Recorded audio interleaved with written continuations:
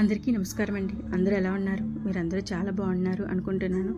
ఇంకా బాగుండాలని ఆ బాబాని ప్రార్థిస్తూ ఈరోజు మనం సాయిబాబాకి 5 దీపాలతో దీపారాధన 5 రోజుల పూజ అనేది ఎలా చేయాలనేది చూపిద్దాం అనుకుంటున్నాను. నేను ఏ విధంగా చేసుకున్నానో అది కూడా మీ అందరికీ చూపిస్తూ దీని ఒక విశేషాలను ఈరోజు చెప్పుకోవడానికి ప్రయత్నం చేద్దాం. అయితే 5 రోజులు 5 దీపాలతోటి బాబా పూజ. మనకి ఏదైనా ఒక కష్టాన్ని అది తీరాలి అనుకున్నప్పుడు లైన్గా 5 రోజులు బాబా దగ్గర ఈ 5 దీపాలతో దీపారాధన చేసినట్లయితే ఖచ్చితంగా మన కష్టాలను తొలుగుతాయట, మన కష్టం తీరుతుందట. ఆ బాబాయే స్వయంగా వచ్చి మన కష్టాలు తీరుస్తారని చెప్తుంటారు. అయితే ఈ బాబాని బాగా నమ్మేవారికి ఇది అర్థమవుతుంది, అది నిజంగా నెరవేరుతుందా లేదా అనేసి. అయితే బాబా గారికి మనం పెద్దగా ఏమి నియమాలు పాటించక్కర్లేదు. అతను మనకున్న నియమాలను మనం పెట్టుకొని అవి పాటించి అతనికి పూజను అనేది సమర్పిస్తే చాలండి.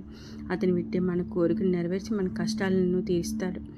అయితే 5 రోజులు ఒక లక్షవారం మొదలుపెట్టిన ఈ పూజను లక్షవారం, శుక్రవారం, శనివారం, ఆదివారం, సోమవారంతో కంప్లీట్ చేసుకోవచ్చు. ఈ సోమవారం 5 రోజులు దీపారాధన అనేది లైన్గా చేసి స్వామివారికి 2 పూట్ల దీపారాధన చేసి నైవేద్యం సమర్పిస్తూ పూజ అనేది చేస్తే చాలండి. అది అతి కష్టమైన పూజ కాదు, ఈ ఎంతో సులభమైన పూజ అని చెప్పవచ్చు కూడా.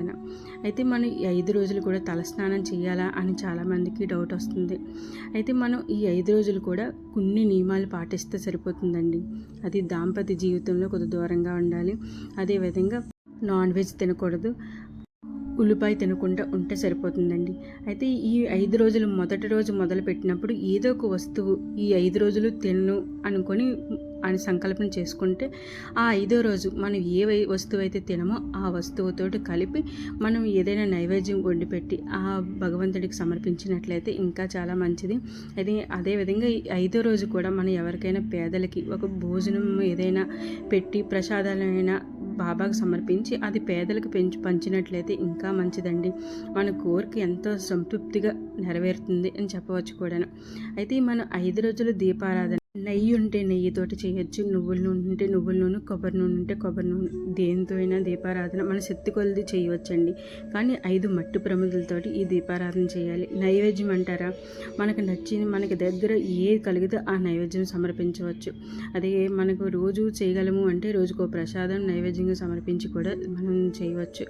అదేవిధంగా స్వామివారికి మనం నిత్యం తలస్నానం చేయాలా అనే డౌట్ వచ్చినప్పుడు ఈ 5 రోజులు ఈ 2 నియమాలు పాటించిన తర్వాత నిత్యం మనకు ఆరోగ్యం సహకరించినట్లయితే తలస్నానం చేసి పూజ అనేది చేసుకోవచ్చింది. లేదు అంటే లక్షవారం తలస్నానం చేసి మళ్ళీ లాస్ట్ అంటే సోమవారం తలస్నానం చేసనే పూజ అనేది కంప్లీట్ చేసుకోవచ్చు. అలా కూడా చేసుకోవచ్చండి. బాబాకైతే ఇంత నియమాలు ఏమీ లేదు, మనం మనస్ఫూర్తిగా పూజ అనేది చేయాలి. అదేవిధంగా మనం ఉపవాసాలు అది ఉండక్కర్లేదు కూడా. బాబాకి ఉపవాసం ఉండి పూజ చేస్తే నచ్చదంట, ఆ కోరిక నెరవేర్చడు అని చెప్తుంటారు. అయితే ఇది పూర్తిగా సంపూర్ణంగా బాబాని నమ్మిన వారికే తెలుస్తుందండి బాబా ఒక మహిమ. మీ అందరికీ ఈ పూజ నచ్చినట్లయితే ప్లీజ్ లైక్ చేయండి, షేర్ చేయండి, సబ్స్క్రైబ్ చేయండి. ఈ పూజను మీ అందరూ కూడా ఆచరించి మంచి ఫలితాలను పొందాలని కోరుకుని మీ అందరికీ నమస్కారం.